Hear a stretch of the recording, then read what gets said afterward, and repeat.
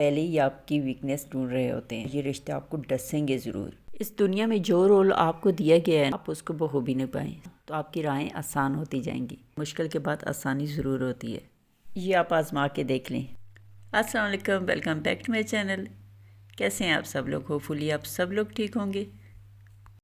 تو آج میں بات کروں گی ایسی پرابلم کی جو کہ ہم سب لڑکیوں کو شادی کے بعد فیس کرنی ہی ہوتی ہیں، لیکن سچ بات کی جائے تو وہ پرابلمس ہماری اپنی ہی کریٹ کی ہوئی ہوتی ہیں۔ اور جس پرابلم کی میں بات کر رہی ہوں وہ پرابلم ہے جوائنٹ فیملی۔ تو جوائنٹ فیملی میں رہنے کے کچھ اصول ہیں، اگر وہ اپنا لیے جائیں تو رہنا عذاب نہیں بلکہ آپ کے لوگ کے لیے بہت ہیلپ فل رہے گا۔ پہلا اصول تو یہ ہے کہ ہر بندہ جو اس کا کام ہے، جو اس کی اسپیس لمٹ ہے وہاں تک رہے۔ اگر آپ اس کو کراس کر لیتے ہیں نا، یعنی آپ اپنا کام چھوڑ کے کسی دوسرے کے کام میں انوالو ہونا شروع ہو جاتے ہیں تو پرابلمس وہاں پہ سٹارٹ ہو جاتی ہیں۔ دیکھیں میری بات کو سمجھیں، آج کے دور میں حیثیت اور مقام حاصل کرنا بہت مشکل ہے، لوگ مقام دیتے ہی نہیں ہیں۔ آپ جتنی بھی ایفرٹ کر لو، جتنی بھی محنت کر لو، مقام ہی نہیں ملتا۔ ایسی کوئی بھی لائن سننے کو نہیں ملتی کہ بہو ہمارا کام بہت اچھے سے کر رہی ہے یا ہمارا کتنا زیادہ خیال رکھ رہی ہے۔ ان سب چیزوں میں ہم خود سے اتنے دور ہو جاتے ہیں کہ کوئی چیز بھی خود کے لیے اچھی نہیں لگتی۔ عورت ڈپریشن میں چلی جاتی ہے۔ اس ٹائم میں آپ نے خود کو موٹیویٹ کرنا ہے۔ جو بھی آپ کے ارد گرد پلس پوائنٹ ہیں آپ اس کے بارے میں سوچیں تاکہ آپ خود کو موٹیویٹ رکھ سکیں۔ آپ کے ان-لاز اس حد تک ٹاکسک ہے کہ آپ ان کو چینج نہیں کر سکتے، تو اس صورت میں آپ خود کو چینج کریں۔ ٹاکسک ان-لاز میں رہتے ہوئے آپ خود کو اس طرح چینج کر سکتے ہیں کہ اگر کوئی آپ کی پرواہ نہیں کر رہا تو آپ بھی اس کی پرواہ کرنا چھوڑ دیں۔ آپ اپنے کام سے کام رکھیں، جو آپ کے حصے کا کام ہے آپ وہ کریں، کیونکہ وہ تو ہر حال میں آپ نے ہی کرنا ہے۔ دوسرے کے حصے کے کام کرنے کی آپ کو کوئی بھی ضرورت نہیں ہے۔ میں نے بھی یہ غلطی کی تھی، دوسروں کو خوش کرنے کے لیے ان کے حصے کا کام بھی کرتی۔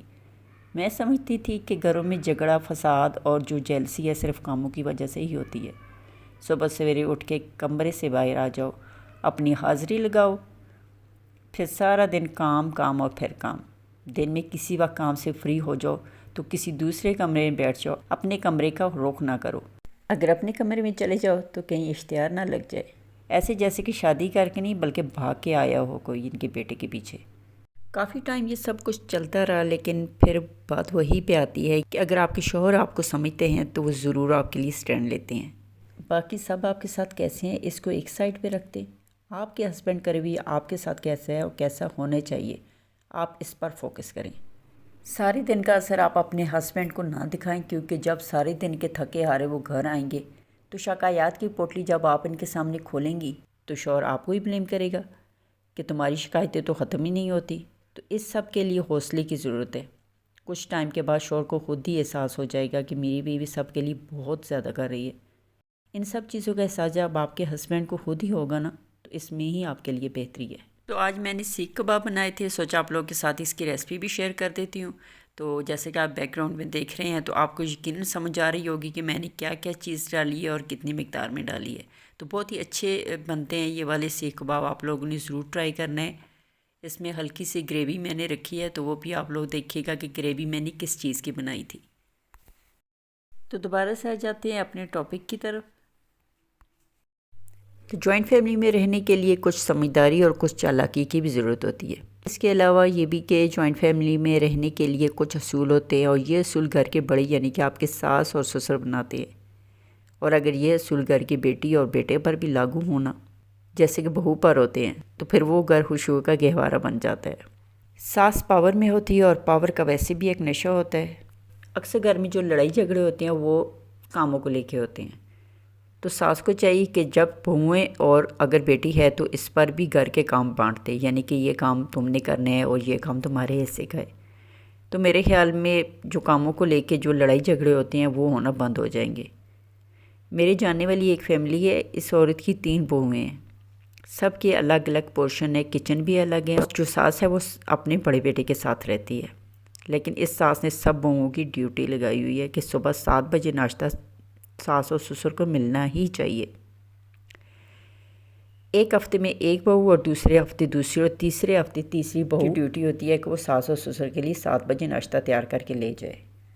کیونکہ یہ کام اس نے اس لیے کیا ہے کہ کسی ایک بہو پر بوجھ نہ ہو، کیونکہ سب کے چھوٹے چھوٹے بچے ہیں اور سسر کا حکم یہ ہے کہ ناشتہ اور لنچ چاہے گھر کرو یا ہوٹل میں، لیکن ڈنر ہم سب نے اکٹھا کرنا ہے، سب نے اپنا اپنا کھانا اٹھانا ہے اور بڑے بیٹے کے گھر آ جانا ہے، چاہے دال ہی کیوں نہ بنی ہو، سب مل کر کھائیں گے۔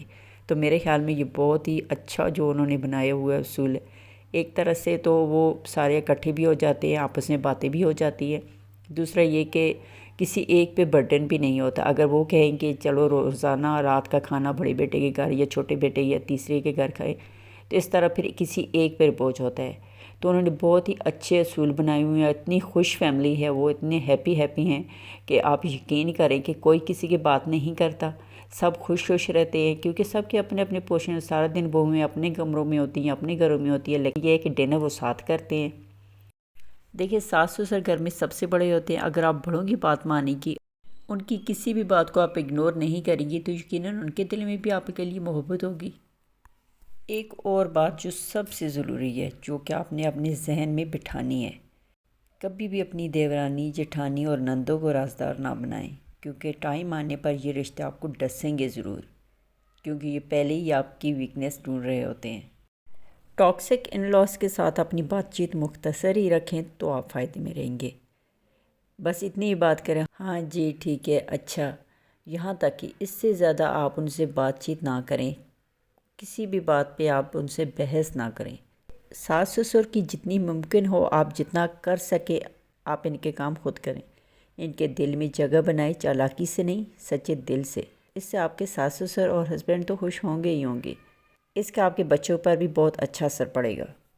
اس دنیا میں جو رول آپ کو دیا گیا ہے نا، آپ اس کو بخوبی نبھائیں سچے دل کے ساتھ، تو آپ کی راہیں آسان ہوتی جائیں گی۔ یہ آپ آزما کے دیکھ لیں، جس طرح اندھیرے کے بعد اجالا ہوتا ہے، اسی طرح مشکل کے بعد آسانی ضرور ہوتی ہے۔ آج کی ویڈیو یقیناً آپ لوگوں کو پسند آئی ہوگی۔ ویڈیو پسند آئی ہے تو do like, share and subscribe. Okay جی، اللہ حافظ۔